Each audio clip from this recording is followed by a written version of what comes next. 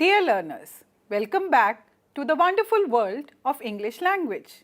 Today, we are going to do Chapter 4, A Question of Trust by Victor Canning from Class 10th Supplementary Reader, Footprints Without Feet. As we all know, the supplementary readers is given to enjoy the stories, build interest in the language and to develop a comprehension from the story. Let us see. Before I begin the chapter, the learning objectives of the day would be: read the short story, A Question of Trust with understanding, identify the events with main idea and the sequence of ideas. Secondly, appreciate or enjoy the story, interpret the events with the theme of the story, and you would be able to connect it with your own daily life. Let's begin. Before I begin the chapter, I want to know you better. What do you like to do in your free time? You like to play, read, dance, listen to music, play some instrument. I like to read. I like to read books, wonderful books. We all like to do a lot of things in our free time, but one thing is our absolute favorite. That thing is called a hobby. So, for me, reading would be my hobby. What about you? Is it playing? Is it music? Is it dancing? Is it computers? Anything could be your hobby. But hobby might not be free. We may need something to continue our hobby. Like if I read, I would need some books. If I play some instrument, I would need that instrument. What about you? Do you need something extra to fulfill your hobby, to fulfill your passion for that hobby? What could it be? Where do you get that money from? The thing I need might need some money. Books are not always free.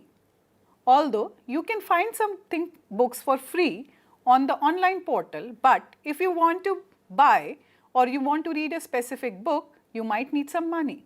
So, I have to pay for it. Similarly, your hobby also might need some money to continue. Where do you arrange that money from? Think.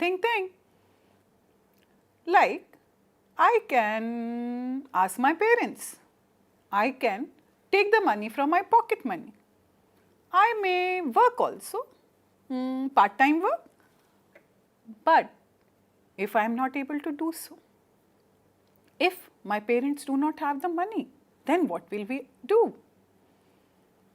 Please think, if we are not able to arrange for the money, how would you arrange it? Would you be ready to steal? Would you be ready to do something wrong? Please think. Please look at the screen. There is a picture on the screen. Can you identify who is this person? What this person looks like? What could be his work? His family? His behavior? Can you point out? I am using some words, you may use your own. So, you are right, he is a thief or a robber. What he is doing? He is stealing, he is opening a safe. If you remember, we have heard something like this in the last chapter also. Great. So, what kind of a person this would be? Not good at least. Let me continue. Look at this second picture. What is he doing? What kind of a person he is? What could be his family background? What could be his profession? I think he looks like a gentleman. He is reading, he is dressed well, he is from a good family. Great. Now look at the third picture. The girls. Look, how is this female looking? Beautiful lady, elegant, from a good family. He could be working, she could not be working, anything. Now, pause and think. If I show you all the three pictures together, pay attention to your screen. Can you find something common among these people? I know the story, so I know what is common, but do you? So how do I find what is common among these? Go through the chapter, read it, then come back to the picture and think. Can you find something common in it? Think about the picture. Read the title. Can you guess what the story is about? Guess, guess, guess. Let's keep your thoughts with you and continue with the lesson. About the chapter. There are various sayings about the thieves you must have heard. It is said, you must be a thief to catch a thief. Or, there is honor among thieves. Can you recall a very famous movie about it? I can. You think. Which saying does this story illustrate? Let us read and see. The story is about a thief who gets a taste of his own deeds. What does that mean? That he is fooled by another thief. Let's continue. It would be better if we read the chapter ourselves, but as I said before, listening to the story is also enjoyable.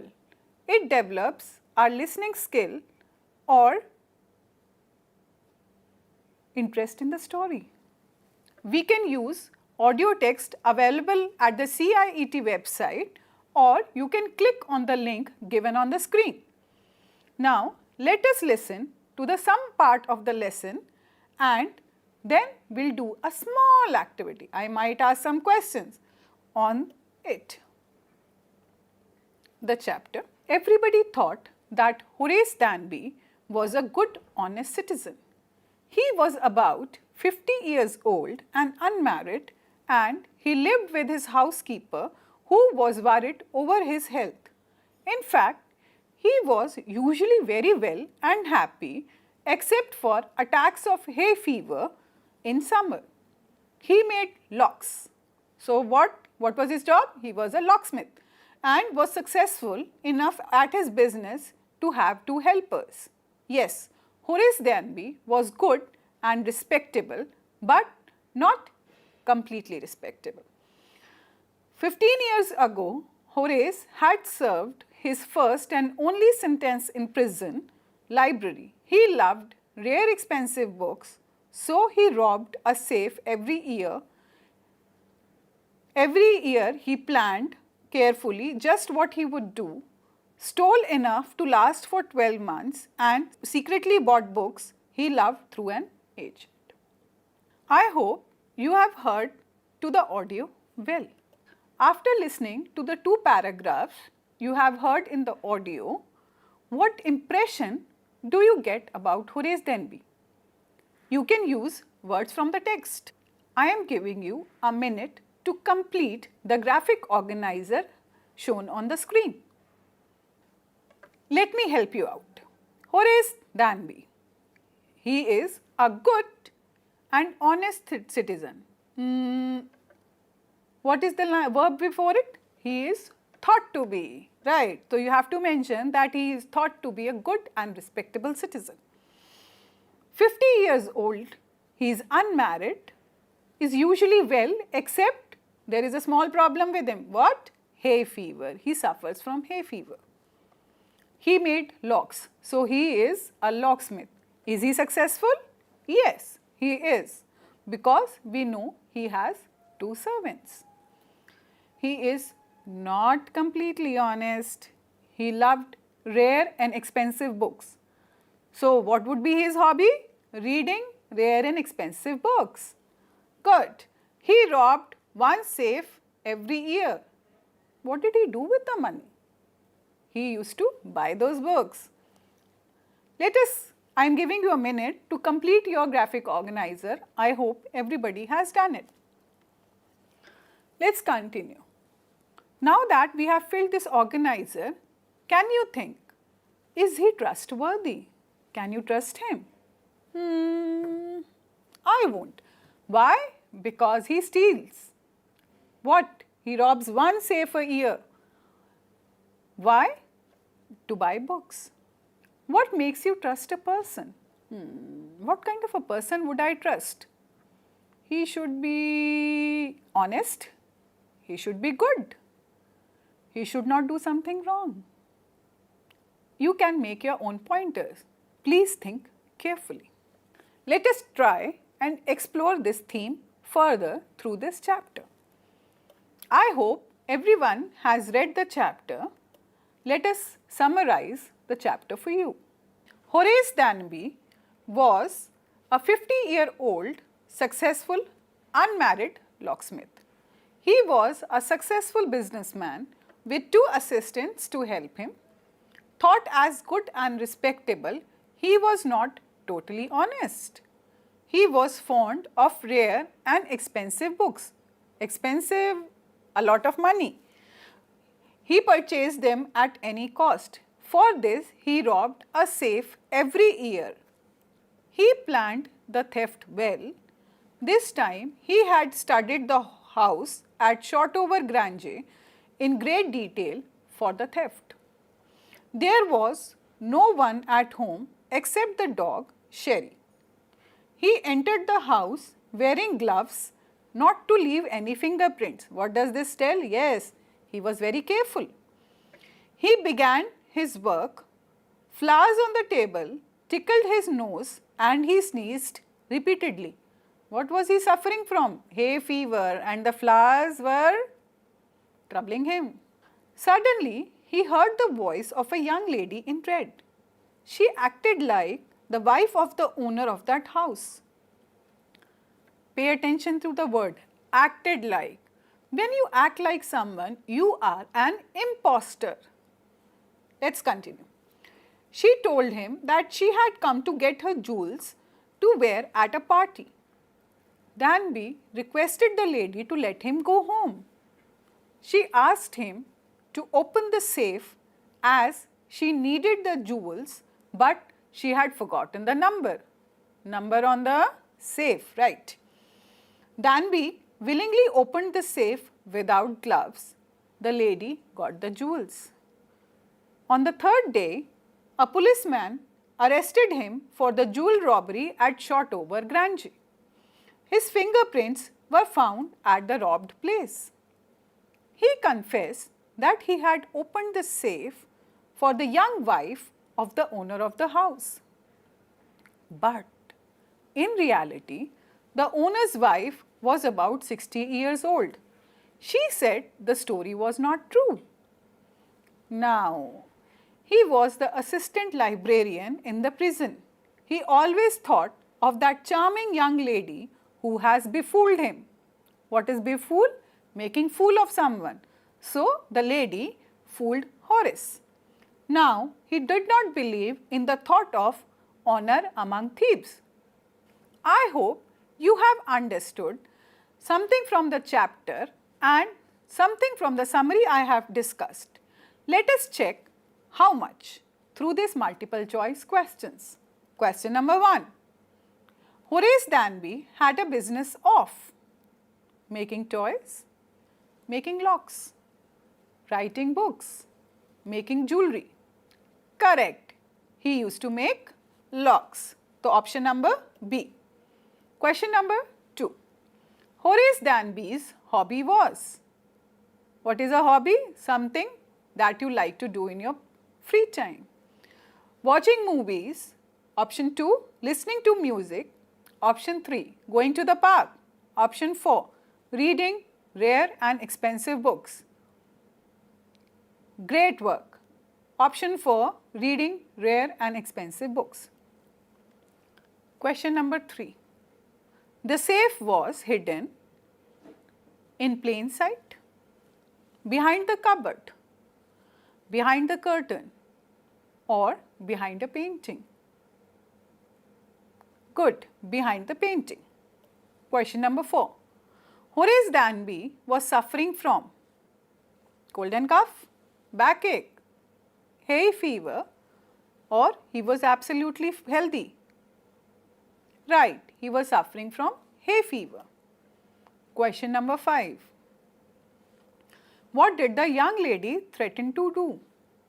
Inform the police, to call the neighbors, to raise alarm, or let Sherry loose at him?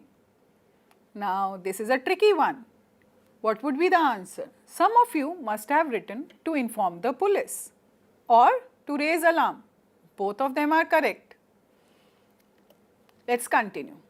Horace Danby stole dash in a year. How many times? Only once, twice, thrice, or every month? Great, only once. Question number 7.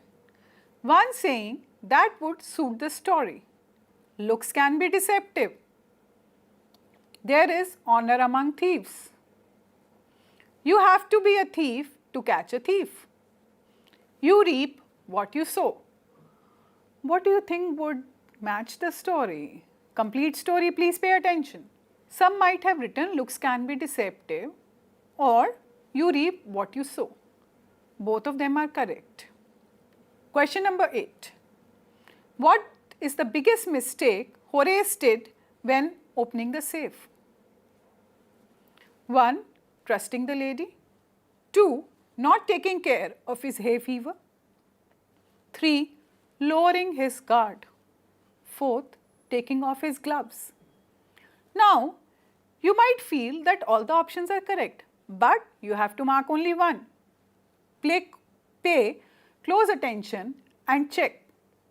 Yes, the right answer would be taking off the gloves, because if he hadn't taken off the gloves, there would be no fingerprints, and if there were no fingerprints, he would not have been arrested.